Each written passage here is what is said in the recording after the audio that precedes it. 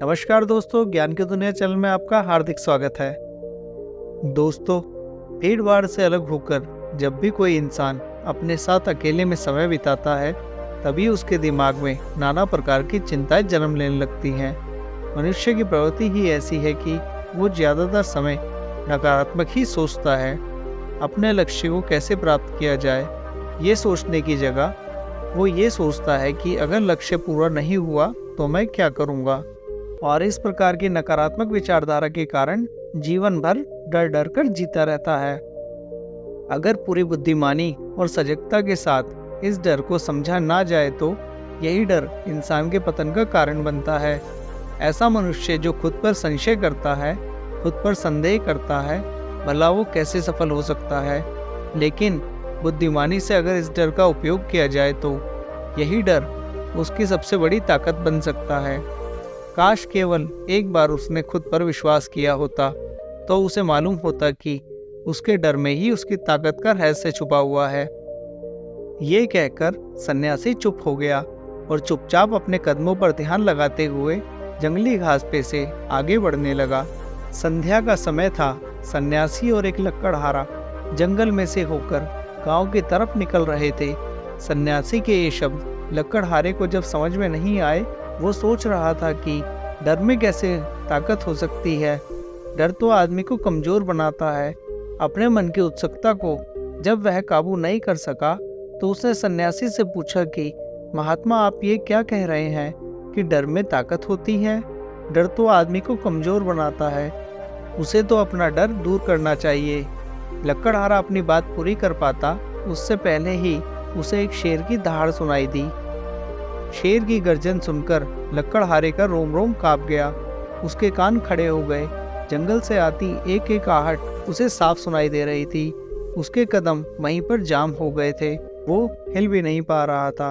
उसे पता था कि थोड़ी सी हरकत उसकी जान जोखिम में डाल सकती है।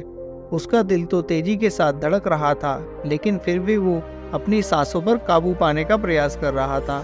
कुछ देर बाद जब खतरा टल गया तब सन्यासी ने कहना शुरू किया। सन्यासी ने कहा कि अभी जब तुम डरे हुए थे तो तुम्हारे शरीर का रोम रोम जाग गया था। जंगल से आ रही छोटी से छोटी आहट पर भी तुम्हारा ध्यान लगा हुआ था। तो इस प्रकार अपने मन के डर के कारण तुम होश में आ पाए, तुम पूरा ध्यान लगा पाए। इससे पहले जब तक तुम्हें शेर की दहाड़ नहीं सुनाई दी थी तब तक तुम अपने विचारों में खोए हुए थे। लेकिन जैसे ही तुम्हें शेर की दहाड़ सुनाई दी, वैसे ही तुम्हारे सारे विचार गायब होकर तुम वर्तमान में उपस्थित हो गए थे। यदि तुम्हें अभी शेर से बचकर भागना होता या उससे लड़ना होता तो तुम्हें अपने शरीर की वो क्षमता देखने को मिलती जो आज तक जीवन में तुमने खुद भी कभी महसूस नहीं की होगी। जब कोई कुत्ता तुम्हारे पीछे दौड़ता है, उस समय तुम्हारी जो रफ्तार होती है वो तुम्हारी आम जिंदगी से कहीं ज़्यादा होती है। साधारण जीवन में तुम इतने तेज नहीं दौड़ पाओगे जितना कि एक कुत्ते के सामने दौड़ पाओगे। ये ताकत या कहें कि हमारे शरीर की क्षमता तभी देखने को मिलती है जब हमारा मन डर में होता है।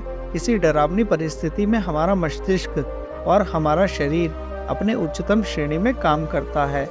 जो काम तुम अपनी जिंदगी में नहीं कर पाते वो तुम्हें डराकर कराया जा सकता है। जहाँ पर भी तुम्हें डर का एहसास होता है वहीं पर तुम्हारी इंद्रियां पूर्ण रूप से सक्रिय हो जाती हैं।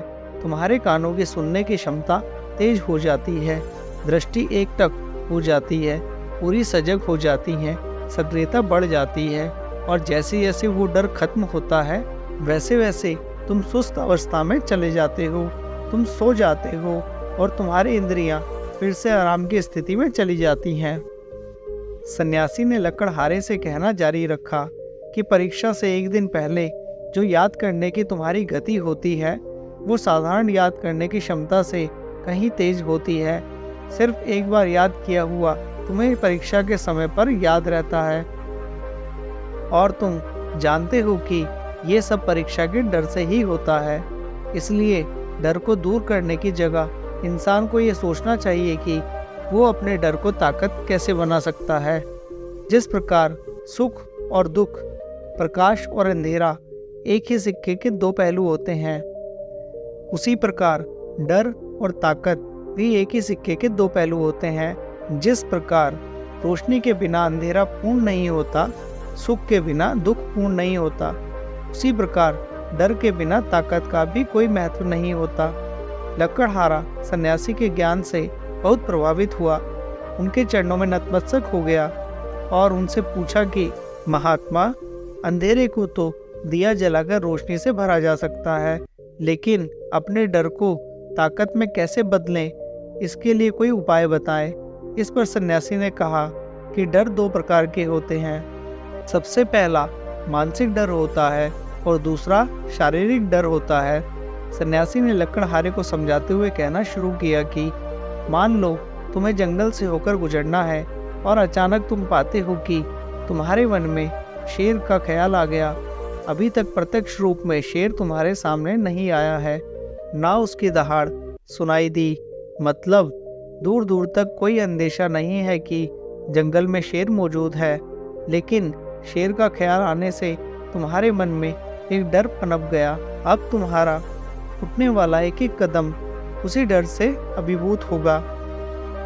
हर समय तुम्हारे मन में यही ख्याल चलेगा कि कहीं शेर ना आ जाए। ये शेर वर्तमान में तुम्हारे सामने नहीं है, यह तुम्हारी बहुविषयक की कल्पना है।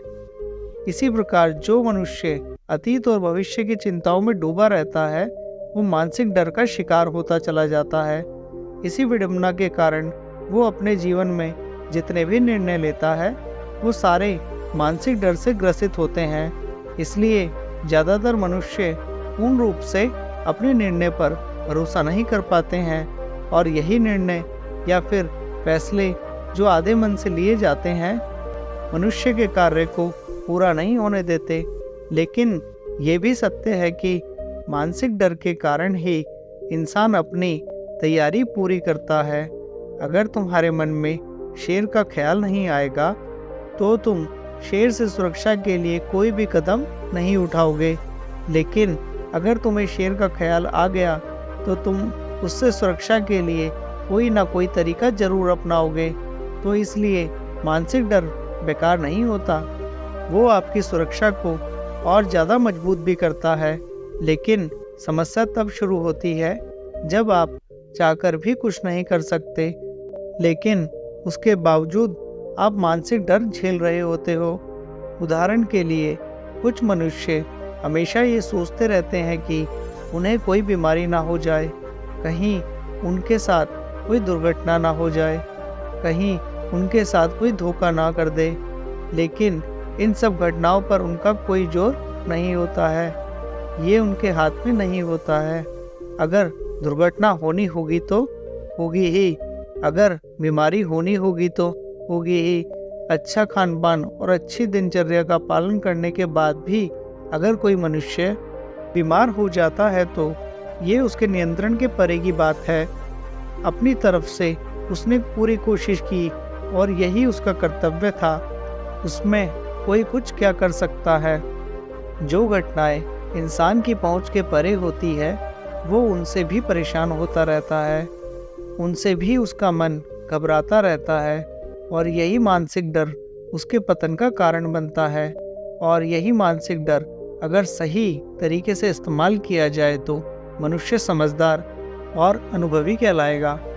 जो इंसान ये सोचता है कि कांटे सिर्फ दर्द देने के लिए ही बने हैं, वो ये भूल जाता है कि कांटे ही फूलों की रक्षा करते हैं। इसी प्रकार एक ज्ञानी मनुष्य किसी भी चीज़ का उपयोग अपने सकारात्मक तरीके से कर सकता है, लेकिन एक अज्ञानी मनुष्य अपनी अज्ञानतावश उन चीज़ों को भी छोड़ देता है जो उसके लिए उपयोगी होती हैं। विवेकशील मनुष्य फेंके गए पत्थरों का भी महल खड़ा कर लेता है, लेकिन एक अवैज्ञानिक मनुष्य उन पत्थरों को दूसरों पर फेंकता रहता है। अगर किसी मनुष्य को अपने मानसिक डर को ताकत में बदलना है तो उसके कुछ नियम हैं, कुछ उपाय हैं। सबसे पहला उपाय, अपने विचारों का निरीक्षण कर। अगर हम अपने जीवन में अपने विचारों का निरीक्षण करेंगे तो हम पाएंगे कि ज़्यादातर विचार हमारे काल्पनिक होते हैं और इसलिए जो डर उन विचारों के कारण पनपता है वो भी काल्पनिक होता है।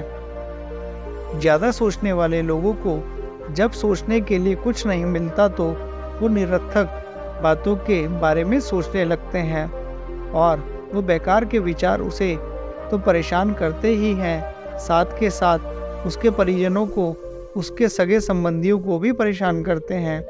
इसलिए ज़्यादा सोचने वाले लोगों को यह समझना चाहिए कि मन में उठ रहे तमाम विचारों में से काम के विचार कौन से हैं और बेकार के विचार कौन से हैं। जो निरर्थक विचार हों उन्हें दूर करते जाओ और जो सार्थक विचार हों उनको गहराई से सोचना शुरू करो।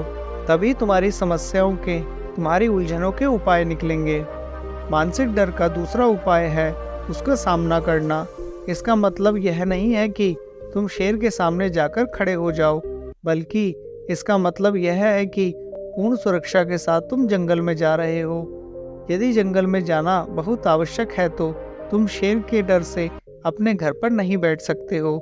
इसी प्रकार मनुष्य के जीवन में बहुत सारे डर होते हैं, जैसे कि परीक्षा का डर, लक्ष्य ना पाने का डर, झूठ बोलने का डर, सच के पता लग जाने का डर, अपनों को खो देने का डर, दुर्घटना हो जाने का डर। लेकिन जैसे जैसे समय के साथ इन डरों का सामना किया जाता है, वैसे वैसे ये डर जीवन से दूर होते चले जाते हैं। अगर तुम इनसे बचने का प्रयास करते हो तो ये जीवन भर तुम्हें सताते रहेंगे। ये तभी दूर हो सकते हैं जब तुम इनका सामना करो। कुछ लोगों को तो दूसरों के सामने खुलकर बात करने में भी डर लगता है। ऐसे लोगों को अनजान लोगों से बात करना चाहिए। जितना ही वो लोगों से बात करेंगे उतना ही उनके मन का डर दूर होता जाएगा। मानसिक डर को ताकत में बदलने का तीसरा उपाय है अपने डर को स्वीकार करना। बहुत से लोग अपने जीवन में अपने डर को स्वीकार ही नहीं कर पाते हैं। अगर आप उनसे पूछेंगे कि उन्हें किस चीज़ से डर लगता है तो वह साफ इनकार कर देंगे कि उन्हें किसी चीज़ से कोई डर नहीं लगता। लेकिन दूसरों की नज़रों में ऊंचा उठने के लिए ये झूठ उन्हें बहुत महंगा पड़ता है। अगर वो अपने डर को स्वीकार करना नहीं सीखेंगे तो वो पूरे जीवन उस डर से मुक्त नहीं हो पाएंगे। इसलिए समझदारी इसी में है कि अपने डर को स्वीकार कर लिया जाए। अगर आपको किसी चीज़ से डर लगता है तो किसी से शर्माने की या झिझकने की ज़रूरत नहीं है। हर मनुष्य को, हर इंसान को किसी न किसी चीज़ से डर लगता ही है और आप पाएंगे कि जैसे ही आप अपने डर को स्वीकार करते हैं वैसे ही आपका डर खत्म होना शुरू हो जाता है। और जितना ही आप अपने डर को छुपाने की कोशिश करेंगे आपका डर उतना ही मजबूत होता चला जाता है। ये सारे तरीके तुम्हारे मानसिक डर को दूर कर सकते हैं, लेकिन शारीरिक डर को दूर करने के लिए तुम्हें दूसरे तरीके अपनाने होंगे। सबसे पहले ये समझो कि शारीरिक डर कौन सा होता है। मान लो तुम किसी जंगल से गुजर रहे हो और अचानक तुम्हारे सामने शेर आ जाता है। तुमने पहले नहीं सोचा था कि शेर तुम्हारे सामने आ सकता है, लेकिन जब वो तुम्हारे सामने आता है तो तुम्हारा सारा शरीर, सारी गतिविधियाँ शिथिल हो जाती हैं, तुम्हारी सांसें अटक जाती हैं, मस्तिष्क काम करना बंद कर देता है और तुम्हारा दिल तेजी के साथ धड़कने लगता है। तो इसलिए जब बिन सोची बात तुम्हारे साथ घटित होती है तो हमारा शरीर उस डर को महसूस कर पाता है और वही शारीरिक डर कहलाता है। ऐसे समय में शारीरिक डर को दूर करने के कुछ उपाय हैं, कुछ तरीके हैं। सबसे पहला उपाय तो यह है कि अपने ऊपर संयम रखें। जब किसी मनुष्य के साथ बिन सोची बात घटित होती है तो सबसे पहले उसका संयम टूट जाता है और संयम टूटने के साथ उसका मस्तिष्क काम करना बंद कर देता है और इसी वजह से सोचने और समझने की प्रक्रिया भी रुक जाती है, क्योंकि हमारा शरीर उसी प्रकार कार्य करेगा जिस प्रकार हमारा मस्तिष्क उसे निर्देश देगा। अगर मस्तिष्क की सोचने समझने की शक्ति खत्म हो गई है तो हमारा शरीर भी शिथिल हो जाता है। तो इसलिए अगर कठिन समय में मनुष्य अपने ऊपर संयम रखता है तो उसका मस्तिष्क सही तरीके से काम करता है और वो सही निर्णय लेकर उस परिस्थिति से तत्काल बाहर आ सकता है। यहाँ पर दूसरा उपाय समझने का ये है कि जीवन में कुछ भी घटित हो सकता है। जीवन बड़ा चमत्कारी होता है, वो हमारी सोच के अनुरूप नहीं चलता, बल्कि उसमें कुछ भी हो सकता है और यही जीवन की खूबसूरती होती है। अगर आपको आज ही पता चल जाए कि आने वाले 10 साल तक आप क्या कर पाएंगे, तो आपकी जीवन में से रुचि खत्म हो जाएगी। लेकिन अगर जीवन एक रहस्यमयी किताब की तरह बना रहेगा तो आप अपने जीवन से कभी नहीं थकेंगे। आपका जीवन आपको आश्चर्यचकित करता रहेगा। इसलिए यह समझो कि जीवन में कुछ भी घटित हो सकता है, तुम्हारी सोच से परे भी घटित हो सकता है। इसलिए किसी सोच को लेकर कोई अनुमान मत लगा लेना। सन्यासी ने अपनी बात को खत्म करते हुए कहा कि इन तरीकों से तुम अपने मानसिक और शारीरिक डर को दूर कर सकते हो और आनंद से भरा हुआ जीवन जी सकते हो। तो दोस्तों, आपको यह स्टोरी कैसी लगी हमें कमेंट करके ज़रूर बताएं। साथ ही इसे अपने साथियों के साथ ज़रूर शेयर करें, जिससे आपके साथी भी अपने डर को अपनी ताकत में बदल सकें। आप भी उनकी इस बात में मदद कीजिए। मिलते हैं किसी और वीडियो में, तब तक के लिए नमस्कार।